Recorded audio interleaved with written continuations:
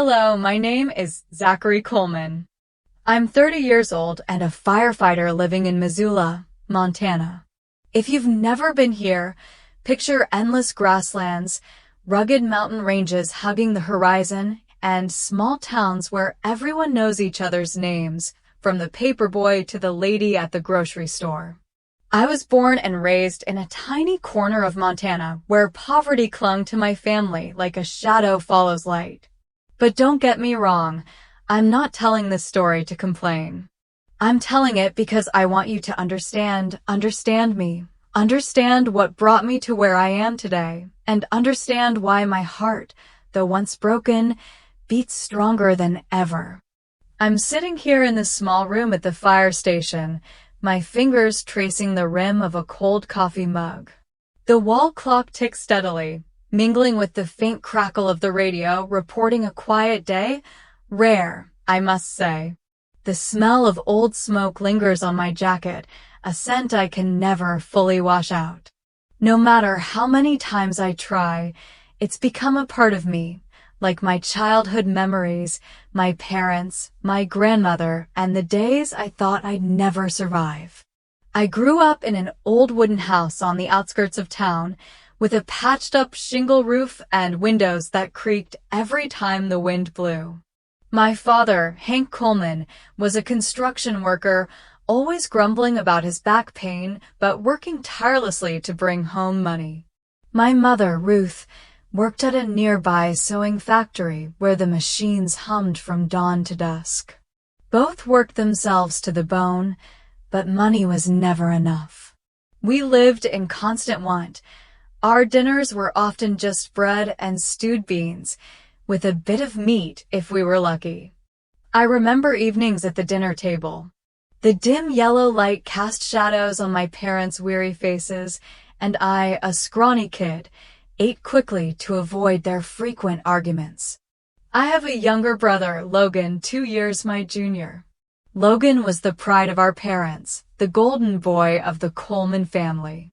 He had bright blue eyes, a charming smile, and a confidence I never possessed. My parents poured all their attention into Logan, buying him a shiny new bike when he turned 10 and making sure he got a proper education. Meanwhile, at 14, I had to drop out of school to work as a mason's assistant with my father. I don't entirely blame Logan, he was just a kid, and kids don't know how to refuse being spoiled. But every time I saw him pedaling around the neighborhood on his new bike while I trudged along on a rickety hand-me-down, my heart twisted not out of jealousy, but from the sting of being overlooked, as if I wasn't truly part of the family. My childhood was a string of long days filled with sweat and dirt. I worked from dawn to dusk, hauling bricks or delivering goods, anything that brought in a few extra bucks to hand over to my mother. But no matter how hard I tried, my parents' eyes were always on Logan. I vividly remember one time, when I must have been 15, I accidentally broke an old, chipped bowl. My mother yelled at me, "You're always so clumsy." Logan would never do that. I stood there, hands clenched and trembling, fighting back tears. My father didn't even look up from his newspaper. That was the first time I felt invisible in my own home. But in that darkness, there was a light. My grandmother, whom I affectionately called Grandma Rose.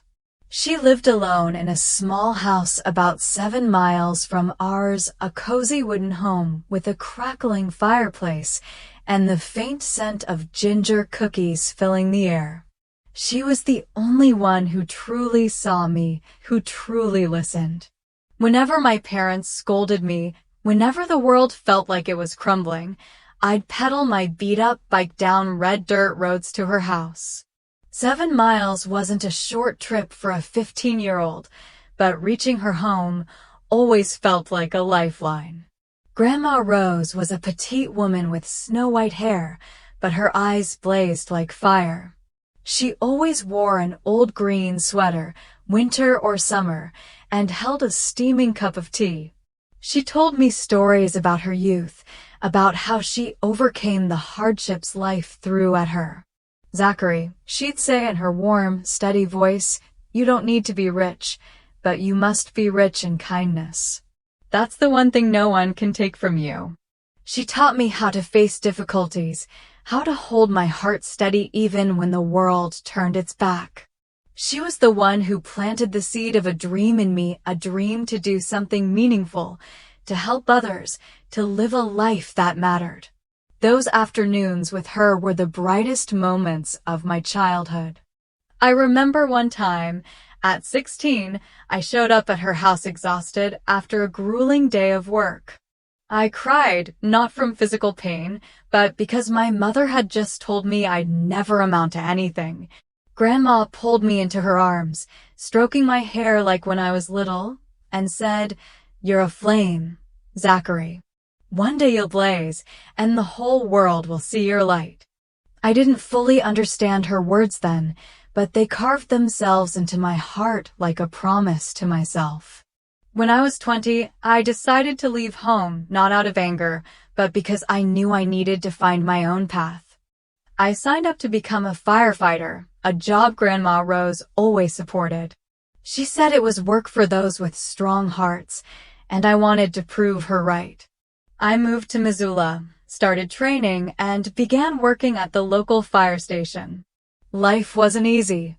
Long shifts, dangerous fires, and nights lying in bed wondering if I was on the right track. But whenever doubt crept in, I thought of Grandma, of her trusting eyes, and I kept moving forward. Being a firefighter isn't just about putting out fires. It's about rushing into danger, putting other people's lives above your own. I've saved everyone from terrified kids trapped in burning buildings to elderly folks stuck in wrecked cars. Each time I save someone, my heart feels lighter, as if I'm giving back a bit of the light Grandma Rose gave me. But deep down, I still yearn for something I've never had, recognition from my family, from my parents.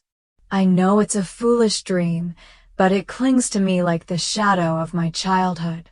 Logan, my brother, is now 18. He didn't go to college, despite my parents pouring all their savings into him. Logan loves partying, showing off, and getting into trouble. I've heard he's gotten into bar fights and totaled my father's car, but my parents still defend him. I don't talk to Logan much, not because I hate him, but because every conversation widens the gap between us. I still love him in the way a brother does, but I know he needs to find his own way. Grandma Rose is now in her 70s, but she's still as strong and optimistic as ever. I visit her often, bringing bread and coffee, sitting and listening to her stories. She still calls me her flame, and every time she does, I feel like I can do anything. When I was 28, I had been a firefighter for nearly 8 years. 8 years facing smoke, flames, and desperate screams. 8 years learning to stay calm when the world seemed to collapse around me.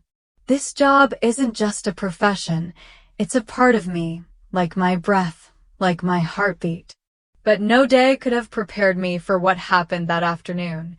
A fateful day when the fire didn't just test my body, but burned through everything I believed about myself and my family. That afternoon started like any other. I was at the fire station, wiping down the fire truck with a few colleagues. The smell of engine oil mingled with the aroma of coffee wafting from the station's small kitchen. We laughed, teasing each other about who'd win the weekend basketball game. The mood was light, but I always carried a faint tension, like a taut guitar string waiting to be plucked. That's what being a firefighter is like. You never know when the alarm will blare. And then it did, sharp and piercing, cutting through our laughter. Major fire, Lincoln High School. The dispatcher's voice roared over the radio. My heart pounded. Lincoln High, an old school in the heart of town, where hundreds of students were attending classes at that hour. I grabbed my jacket, pulled on my helmet, and jumped onto the fire truck in under 10 seconds. My team, me, Jake, Sarah, and rookie Tommy, raced out of the station, sirens wailing, red lights spinning through the afternoon sun. On the way, the dispatcher updated us. Fire started in the chemistry lab, likely due to an electrical fault. Flames spreading fast. Heavy smoke on the second floor. Students and teachers trapped. His voice trembled, a rarity for someone in his line of work. I glanced at Jake, gripping the steering wheel, his face tense. "Zach, you take the lead." "All right," I said, though a surge of adrenaline mixed with fear coursed through me. Leading a fire this big was no small task, but I was trained for moments like this. When we arrived, the scene was a nightmare. Flames erupted from the second floor of the main building, black smoke billowing from shattered windows. Screams from students and teachers echoed from inside, blending with the fire's menacing hiss. A crowd of parents and townsfolk stood beyond the barricades, their faces etched with panic, some sobbing uncontrollably. Police had cordoned off the area, but the cries didn't stop. I took a deep breath, forcing my mind to stay clear. Team 1, check the main entrance. Team 2, prep the hoses. Zach, find a way to the second floor, the chief barked through the radio. I strapped on my oxygen mask, checked my tank, and charged into the building with Sarah and Tommy. The smoke was so thick I could barely see a few steps ahead. The heat was intense, sweat pouring down beneath my gear. The fire roared like a beast, and somewhere I heard faint cries for help. "Stay calm, Zach," I told myself, Grandma Rose's voice echoing in my mind. "Your flame will light the way." We split up to search the classrooms. Most students had been evacuated, but some were still trapped on the second. On the floor where the fire was spreading fastest, I found 2 teachers and 3 students in a classroom, coughing violently from the smoke. I led them to the emergency staircase and handed them off to Sarah to get them out. But as I turned back, Tommy shouted over the radio, "Zach, the library. Someone's trapped in the library." The library was at the end of the hallway where the smoke was thickest and flames licked the ceiling. I ran toward it, my heart pounding so hard it felt like it might burst. The library door was shut tight, but through the crack I heard faint coughing and weak calls. I kicked the door open and the sight inside froze me. A girl about 16 lay curled up on the floor near a bookshelf, her face pale, eyes closed. Smoke filled the room, and small flames were starting to ignite the books nearby. Kid, wake up." I knelt, shaking her shoulders. She groaned softly, her eyes fluttering open, but she was clearly succumbing to the smoke. I tore off my jacket, wrapping it around her to shield her from the heat, and lifted her into my arms. She was light, but each step felt like it carried 1,000 pounds. The smoke stung my eyes even through the mask. I knew I had to move fast, but the hallway had become an inferno. Suddenly, a loud crack rang out. I looked up just in time to see a heavy, burning bookshelf toppling toward us. I shoved the girl out of the way, but couldn't dodge it myself. The shelf slammed into my shoulder and head, a searing pain slicing through me like a knife. I collapsed, my vision spinning as if I were caught in a drunken wave. "Don't give up, Zach," I muttered, Grandma Rose's voice ringing again. Gritting my teeth, I crawled to my feet, dragging the girl through the hallway. A burning wooden beam crashed behind us, blocking our way back. Each breath was agony. My arms and back burned, but I didn't stop. I found a window at the end of the hallway and smashed it with my fire axe. Fresh air rushed in, and I shouted into the radio, "East window, second floor. Someone's trapped." I carefully passed the girl through the window into Jake's arms, who had climbed the rescue ladder. "You okay, Zach?" he yelled. I didn't answer. My head was swimming, my body ready to collapse. I crawled out the window and then darkness swallowed me. When I woke, I was on a stretcher, an oxygen mask heavy on my face. The wail of the ambulance siren and the murmur of voices buzzed in my ears. My head throbbed like it was being hammered, my arms and back stinging. "You're awake." Sarah sat beside me, her face a mix of worry and relief. "You scared the hell out of us." How's the girl?" I rasped. "She's fine. Thanks to you." "You saved her life, Zach," Sarah said, squeezing my hand. "But you're hurt bad, 2nd-degree burns, mild traumatic brain injury. You need rest." I closed my eyes, trying to piece together what had happened.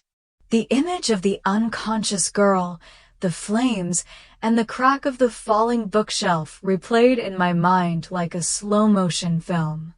I didn't know who she was, but I knew I'd done the right thing. Grandma Rose would be proud, I thought, and a faint smile cracked my lips. They took me to St. Patrick's Hospital. It was a different world there. The smell of antiseptic, cold white lights, and the relentless beeping of machines. I lay there, my arms and back bandaged, my head aching dully. The doctors said I was lucky. If the bookshelf had been heavier or if I'd been a few seconds slower, I might not have made it. But I didn't feel lucky. I felt empty, as if the fire had burned away a part of who I was. The first days in the hospital passed in a haze of painkillers and fitful sleep. Each time I woke, I stared out the window where Montana's sunlight slipped through the blinds, illuminating tiny cracks in the wall. I thought about the fire, about the girl Emma, about the moment I thought I wouldn't make it out. But above all, I thought about my family, my parents, whom I foolishly hoped would come hold my hand and tell me they were proud. I knew it was a pipe dream, but my heart refused to let go. The burns on my arms and back stung with every attempt to move. The doctors said they were 2nd-degree burns, not severe enough to require skin grafts, but enough to keep me in the hospital for a few weeks. The mild traumatic brain injury left my head buzzing as if a swarm of bees had taken up residence in my skull. I wasn't allowed out of bed except when the nurses came to change my bandages or take me to physical therapy. In those hours, I lay there staring at the ceiling, trying not to think too much. Sarah and Jake, my colleagues from the fire station, visited often. Sarah brought a box of homemade cookies. "Not as good as your grandma's, but they'll do," she said with a wink. Jake shared stories about the station, about how Tommy the rookie still trembled when talking about the Lincoln High fire. "You're a hero, Zach," Jake said, patting my shoulder gently to avoid my wounds. I gave a weak smile, unsure how to respond. "A hero?" "I just did what any firefighter would do." Grandma Rose came, of course. She arrived on the 3rd day, just as I woke from a long sedative-induced sleep. She walked into the room, her familiar green sweater hugging her small frame, her eyes blazing like fire. "My flame," she said, taking my hand, her voice trembling but filled with pride. "You've made me so proud, Zachary." I squeezed her hand, fighting back tears. She told me about the news in the papers, how the whole town was talking about me. "They're calling you a hero," she said, smiling. "But I know you don't need titles. You did it because of your heart." She stayed all afternoon, recounting stories of her youth, of how she overcame hardships. I lay there listening, feeling like I was back on those 7-mile bike rides to her house, seeking solace amidst the storm of my childhood. Before leaving, she placed a ginger cookie on the table beside my bed. "Eat it. You need strength," she said, ruffling my hair like when I was a boy. I watched her leave, her small but powerful figure disappearing through the door, and I told myself that as long as I had her, I could get through anything. But my family, my parents and Logan, were a different story. I called my mother on the second day in the hospital, right after the doctors allowed me to use the phone. I lay there, fur dripping into my arm, my voice weak as I recounted the fire. "Mom, I'm hurt," I said, trying to keep my voice steady. "I'm at St. Patrick's Hospital. Can you come?" There was a long silence on the other end, followed by a sigh. Then she spoke, her voice icy. "Why'd you risk your life for strangers, Zachary? So reckless." "We're busy dealing with Logan. He got into a fight at a bar. Got beat up bad. You take care of yourself there." I heard my father mutter something in the background. Then she hung up. I lay there, the phone slipping from my hand onto the bed. The pain hit me, not from the burns, not from the buzzing in my head, but from my heart, squeezed tight. I'd known this was coming, had grown used to their indifference. But this time it still hurt like a fresh cut on an old scar. I called Logan afterward, thinking maybe he'd care. But he just mumbled, his voice groggy as if I were bothering him. "You okay, bro?" "Good. Mom's pissed about my stuff. So, we're kind of busy." I hung up without another word. I stared out the window as the sunlight faded and felt like that lost kid again, watching Logan ride his shiny new bike while I pushed my rickety one. The following days in the hospital were a blur of physical and emotional pain. The nurses changed my bandages, each peel of the old dressings, making me grit my teeth to keep from screaming. The burns on my back and arms were red and blistered. And though the doctors said they'd heal, I couldn't help but think of the scars that would stay forever. The head injury made it hard to focus, and sometimes memories of the fire flooded back, so vivid I could feel the smoke choking my lungs. But what hurt more than anything was the silence from my family. I waited day after day, hoping for a call, a text, or any small sign they cared. Nothing.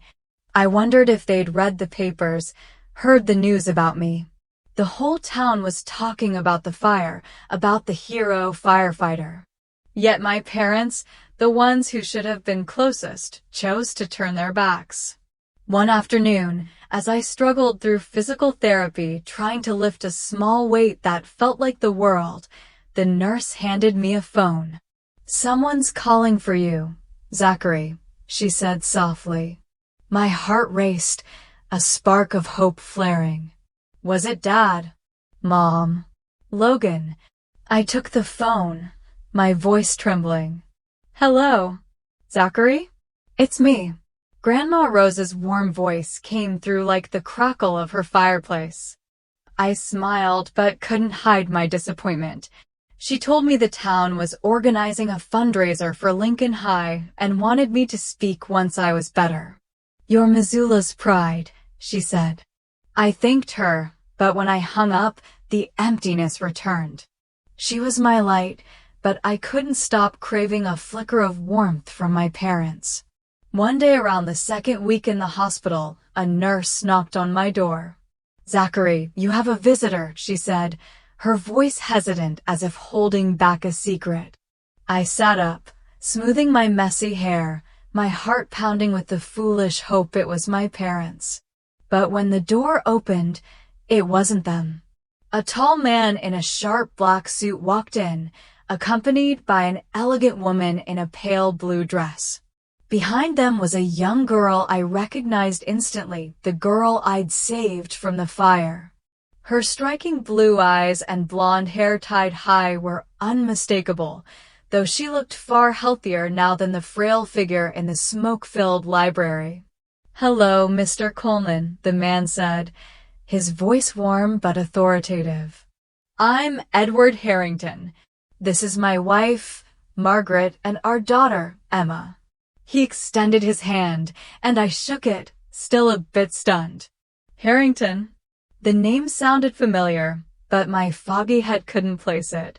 Emma stepped forward, holding a small gift box wrapped in blue paper with a gold ribbon. "Thank you, Zachary," she said, her voice trembling. If it weren't for you, I don't know if I'd be here. She bowed her head, cheeks flushing, and handed me the box. It's not much, but I hope you like it. I opened the box to find a simple leather bracelet engraved with the word courage. I smiled, slipping it onto my wrist, feeling an odd connection to this girl. Thank you, Emma, I said, my voice thick. I was just doing my job. I'm glad you're okay. Mr. Harrington looked at me, his eyes filled with admiration. No, Mr. Coleman, you didn't just do your job, he said. You put your life on the line to save my daughter. We owe you a debt we can never repay. Margaret nodded, her eyes glistening. Emma is everything to us, she said. Thank you from the bottom of our hearts. I shifted uncomfortably and used to such gratitude. I didn't think much about it. I just wanted to get her out safely, I said, scratching my head. Mr. Harrington smiled, but his eyes were serious. You're a remarkable man, Zachary. When you're fully recovered, come by my office. I'd like to talk more. He handed me a business card, and I took it, still unsure of the significance of this visit. They left soon after, leaving me with the bracelet, the card, and a mix of awkwardness and curiosity. One evening, as I struggled to sleep, the nurse knocked again. Zachary, another visitor, she said. My heart leapt. I sat up, smoothing my hair, clinging to the faint hope it was my parents. But when the door opened, it wasn't them. It was a reporter from a local paper wanting an interview. I declined, saying I was tired, and the disappointment clung to me like a shadow that never left. I kept hoping my parents would visit, only to be met with frustration and sadness when they never came. Not even a missed call or a single word of concern. In my final days at the hospital, I began to recover. The burns started to heal, though they left angry red scars. My head ached less, and I could walk without help. But the wound in my heart, the indifference of my family, still smoldered like a fire that never fully died. Grandma Rose visited the day I was discharged. She brought a bouquet of wild flowers from her garden, their scent reminding me of peaceful afternoons with her. You've done something great, Zachary, she said, holding my hand. But remember, you did it for yourself, for your heart, not for anyone else. I nodded, but inside I still felt a void. I knew she was right, but I also knew my journey wasn't over. Mr. Harrington's business card sat in the drawer beside my bed, next to Emma's bracelet. I didn't know where that meeting would lead, but I felt a change coming, like a new wind blowing across Montana's fields. The day I was discharged from the hospital, the Montana sky was crystal clear, golden sunlight streaming through the pine trees, lining the road back home. Time to go home, my flame, Grandma Rose said, holding my hand as I stepped out of the hospital, my legs still shaky from days of immobility. I hugged her, feeling the warmth of the small woman who had always been my guiding light. In my pocket, I carried Mr. Harrington's business card and the bracelet engraved with courage that Emma had given me. They were reminders that, even though my own family had turned their backs, there were still people who valued me. I returned to my modest apartment in Missoula, a simple place with worn furniture and a framed photo of me and Grandma Rose on the table. The burn scars on my arms and back still stung, but the doctors said I could return to work after a few months of rest and recovery. I wasn't in a hurry. Firefighting was part of me, but the Lincoln High fire had left a deeper mark than any flame I'd ever faced. I needed time to understand it, to understand myself. She told me about the neighbors, about how the town was still buzzing about the fire, about the thank you letters from Lincoln High parents sent to the fire station. You did something great, Zachary, she said, her eyes sparkling. But I know you didn't do it for fame. You did it because of your heart. I smiled, but my heart felt heavy. I thought about my parents, about Logan, about my mother's cold words over the phone. I hadn't called back, and they hadn't reached out either. Part of me wanted to forget them, to cut the invisible thread tying me to old wounds. But another part, the weaker part, the 15-year-old boy who biked 7 miles to Grandma Rose's house, still yearned for a shred of their love. About a month after leaving the hospital, I decided to visit Edward Harrington's office. His business card had been sitting on my dining table next to a cold cup of coffee. It was a simple card bearing only his name, phone number, and an address in downtown Missoula. No title, no company logo, but the thick paper and crisp ink gave it an air of a world I'd never touched. I called ahead, my voice hesitant. "Hello, Mr. Harrington? This is Zachary Coleman." "Zachary," his voice boomed through the phone, warm but commanding. "Are you feeling better?" "Great. Can you come by my office this afternoon at 3? We have a lot to discuss." I agreed, though curiosity and nerves churned inside me. What did Mr. Harrington want? Another thank you, or something I couldn't yet imagine? I put on my only intact blue shirt, pulled a baseball cap over my still messy hospital hair, and drove my old pickup truck to the address on the card. Mr. Harrington's office was in a sleek, modern glass building, a stark contrast to the dusty streets and wooden houses I knew. A young receptionist smiled and led me down a marble-floored hallway to a spacious office. Mr. Harrington stood behind a large wooden desk and shook my hand with a genuine smile. "Zachary, thank you for coming," he said, gesturing to a leather chair across from him. "Sit down. Water? Coffee?" "Thank you," I replied, trying to keep my voice steady. I glanced around, noting the abstract paintings on the walls and a large window overlooking distant mountains. Everything here radiated wealth, but not ostentatiously, a quiet sophistication I'd never seen in anyone from town. "Are you fully recovered?" he asked, genuinely concerned. "I know you were badly hurt saving my daughter." "Still sore, but I'm okay," I said, touching the bracelet Emma gave me. "Thank you for asking." He nodded, then fell silent for a moment as if weighing his words.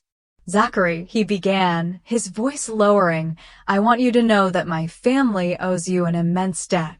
Emma, she's our everything. If it weren't for you, I don't know how we'd go on." I shook my head, feeling awkward. "I was just doing my job, sir. Any firefighter would have done the same." "No, not everyone would," he said firmly. "You ran into that fire despite the danger. That's not just a job, that's courage. That's heart." He paused, locking eyes with me. "I looked into your background, a young man who grew up in hardship, working from a young age to support your family. You didn't have much, but you gave everything to save others. That's rare, Zachary." I looked down, unsure how to respond.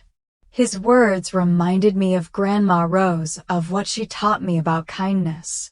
But I still didn't understand what he wanted. "Thank you," I said, my voice shaky. But I didn't do it expecting anything in return. "I know," Mr. Harrington said, smiling. "And that's why I want to do this." He slid a thick envelope across the desk, placing it in front of me.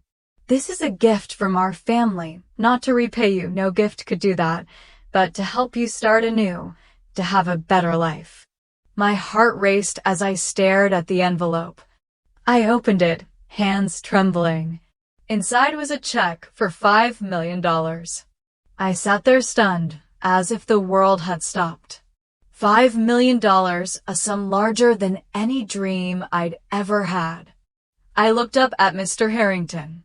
"Sir, I can't accept this. It's too much. I didn't do it for money." He raised a hand, signaling me to stop. Zachary, I know you didn't do it for money. But think of it this way. You gave Emma a chance to live, and we want to give you a chance to live the life you deserve. You can do so much with this, for yourself, for those you love, for the community.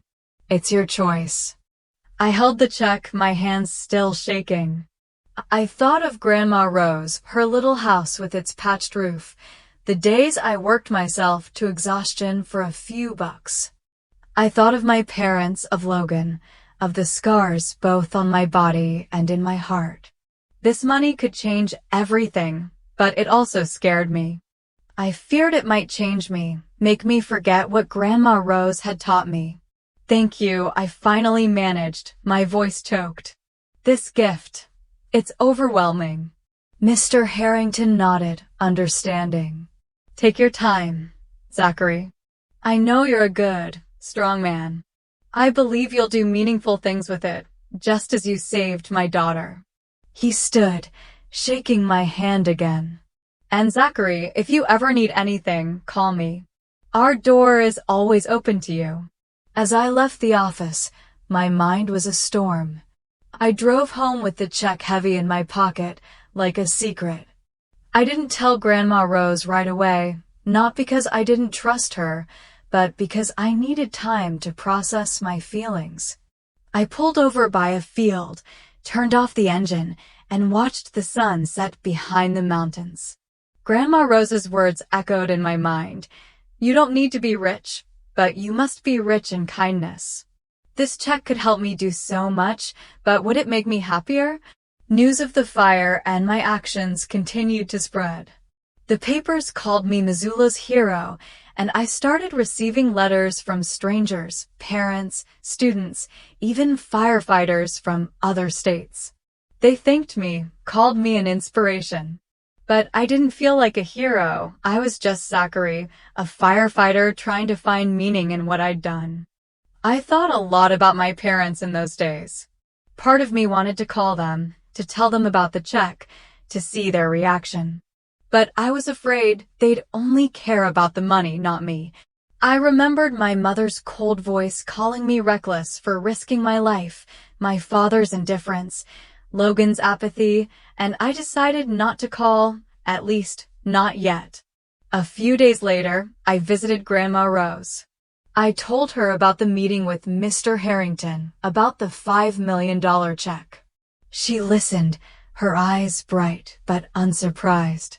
Zachary, she said, placing a hand on my shoulder, you deserve that gift, and I know you'll use it wisely. I nodded, feeling a weight lift as I shared with her. What do you think I should do? I asked. She smiled, ruffling my hair like when I was a boy. Do what makes you feel alive, Zachary. In the days that followed, I started thinking about the future. The check sat in a small safe at home, but it haunted me. I thought about buying Grandma Rose a new house, about starting a fund to help struggling workers, as she'd taught me. I thought about Emma, the Harringtons, and how they'd changed how I saw the world. And I thought about my family, people I still loved, even if they'd never loved me the way I needed. After a week of reflection, I decided it was time to act. I couldn't let the check sit in the safe forever, a constant reminder of what I hadn't dared to face. I took it out, folded it carefully, tucked it into my jacket pocket, and drove to the largest bank in Missoula, First Interstate Bank, where I'd opened an account when I started as a firefighter. It was a Wednesday. The air was bitterly cold, my breath turning to mist as I stepped out of the truck. I pulled my baseball cap low, not wanting to be recognized, though news of the fire still lingered in the papers. Inside the bank, the air was warm but carried the scent of paper and ink. I joined the line, hands in my pockets, feeling the check beneath the fabric. When my turn came, I approached the counter where a young teller with her hair tied high smiled at me. "Hi, how can I help you?" she asked cheerfully. "I'd like to deposit a check," I said, my voice hesitant, sliding the check across the counter. She picked it up, her eyes scanning the amount, then widening. She looked at me, then back at the check, as if she couldn't believe what she saw. You're Zachary Coleman, aren't you? She asked, voice trembling. The firefighter who saved that girl in the Lincoln High fire? I nodded, a bit awkward. Yeah, that's me. Her smile grew, a mix of admiration and curiosity. Just a moment, please. For this amount, I need to get the manager. She hurried to an office in the back. I stood there, sensing the eyes of a few people turning toward me. An older man nearby whispered to his companion, and I caught the word hero faintly. The bank manager, a middle-aged man in a gray suit, emerged with the teller. He shook my hand, his tone formal yet warm. Mr. Coleman, it's an honor to meet you. We've read about you in the papers. I'll handle this transaction personally. He led me to a private room where I signed some papers and listened as he explained the security protocols for such a large deposit. $5 million, a gift from the Harrington family, correct? I nodded, not wanting to delve into details. Yes, they wanted to thank me. A well-deserved gift, he said, smiling. But I'm guessing you didn't do it for the money, did you? I gave a faint smile, not responding. When I left the bank, my account held an additional $5 million, but I didn't feel different. I was still Zachary, still wearing my old jacket, still driving my beat-up truck, still carrying the pain of a child abandoned by his family. News of the check spread faster than I expected. I don't know how the press found out. Maybe the teller, maybe someone from Mr. Harrington's office. Just days later, a local paper ran a story headlined, Missoula Hero Receives $5 million from Tycoon Family. The article recounted the fire, my actions, and the gift from the Harringtons, though it didn't reveal Emma's identity. The Harringtons, as I came to learn, were a wealthy but private family, owning numerous real estate and agricultural businesses across Montana. They rarely appeared in the media, but their gesture toward me had become the talk of the town. Missoula buzzed with the news. I got calls from colleagues, neighbors, even strangers. They congratulated me, asked what I'd do with the money, and some joked I should replace my old iron horse of a truck. I laughed, but inside I felt pressure. The money wasn't just an opportunity, it was a burden. I feared I wouldn't use it right, that I'd disappoint Grandma Rose. Then, as I dreaded, my family resurfaced. 2 days after the article, my phone rang. It was Mom. I stared at the screen, heart racing but not with joy. I took a deep breath and answered. Hello, Mom. Zachary, her voice came through unnaturally sweet. Are you doing okay? I heard you got a big gift from that rich family. $5 million, right? I gripped the phone, a weight pressing on my chest. Yeah, I said coldly. How do you know? Oh, the whole town's talking about you. She laughed, but I heard the falseness in her voice. Your dad and I are so proud. You did something big, Zachary. Why didn't you tell us? I bit my lip, holding back the words I wanted to unleash. Proud, they hadn't visited me in the hospital, hadn't called when I nearly died. But now, with money in the picture, they were suddenly proud. I've been busy, I said flatly. What's this about?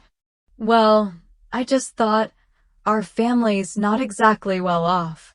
Logan's in a tough spot, needs money to pay off debts and start over. I figured you could share a little, help your brother. Family comes first, right? I stayed silent, my heart constricting. Family comes first, those words sounded alien from the woman who called me reckless while I lay in the hospital. I'll think about it, I said, hanging up before she could say more. That evening, Dad called.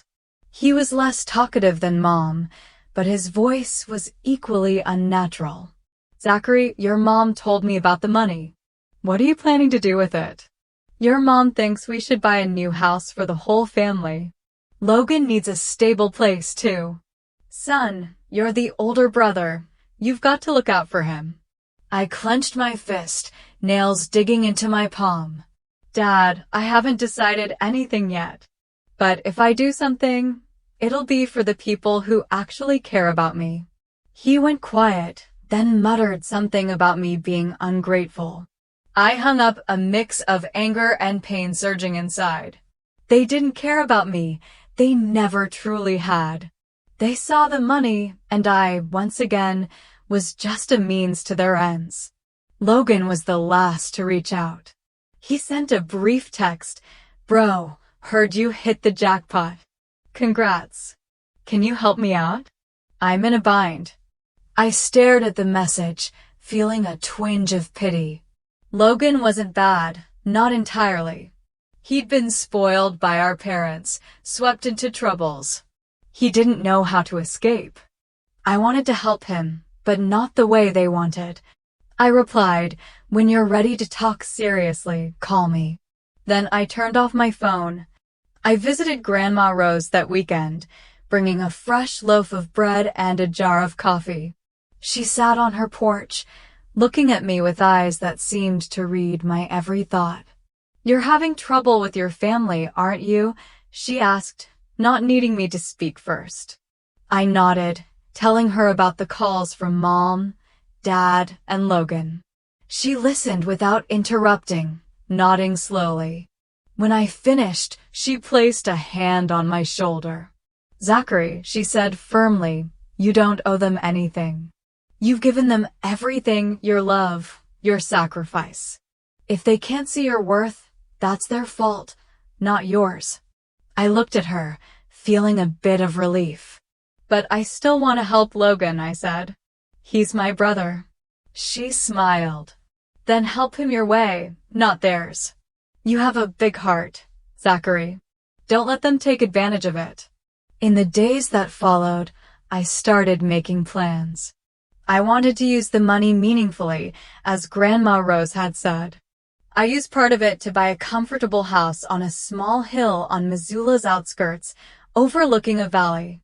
It was a wooden home with a red-tiled roof, large windows, and a garden big enough for Grandma Rose to plant wildflowers.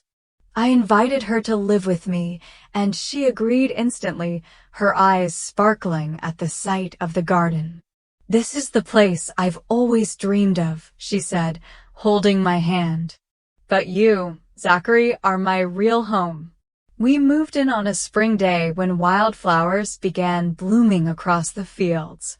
I bought a few horses, adopted a rescue dog I named Ember, and we started a new life. Each morning I brewed coffee for Grandma, and we sat on the porch watching the sunrise. Ember lay at my feet, tail wagging gently, and I felt a simple joy I'd never known. With the remaining money, I founded the Rose Coleman Fund, named after Grandma, to support low-income workers injured on the job. The fund covered medical bills, provided financial aid, and offered job training for those who could no longer work: firefighters, construction workers, factory employees, farmers. I worked with lawyers and financial advisors recommended by Mr. Harrington, ensuring the money was used wisely. Each thank you letter from a family we helped made the flame in my heart burn brighter. I stayed in touch with the Harringtons. Emma visited occasionally, sharing stories about school and her dream of becoming a journalist. She called me her big brother, and I felt a special bond with her. Mr. Harrington became a mentor, not just for finances, but for living with purpose. You're doing it right, Zachary, he said during one meeting. You're making a difference, not just for yourself, but for the community. Logan, after months of silence, finally called. He apologized, his voice hesitant but sincere. Zach, I've been living all wrong. I want to change, to do something good like you. I enrolled him in a job training program supported by my fund, and for the first time I saw a spark of hope in my brother's eyes. I don't know if Logan will truly change, but I hope, with time, he'll find his own path, as I did. My new life isn't perfect, but it's whole. Each day I wake up beside Grandma Rose, Ember, and Montana's vast fields. I feel alive, truly alive. And that's the greatest gift I could ever receive. I sit here on the porch, watching the sunset paint the Montana Valley gold. Ember lies at my feet. Grandma Rose is watering flowers in the garden. I think about the journey that brought me here. My life isn't a fairy tale, but it's a story of kindness, resilience, and rediscovering my own worth. If you asked me for advice, I'd tell you this. Live with an open heart, but don't let anyone take advantage of your kindness. Set boundaries with those who hurt you, even if they're family, and find joy in the simple things: a morning with someone you love, a smile from someone you've helped, or a quiet moment in nature. Life doesn't promise to be easy, but it's always worth fighting for. I look at Grandma Rose holding a wildflower, smiling at me from across the garden. Ember wags her tail, and my heart feels warm. I've walked through fire, both literally and figuratively, and I've found a home not just in the wooden house on the hill, but in my own heart. I hope you find your home too, no matter how long or hard the road may be.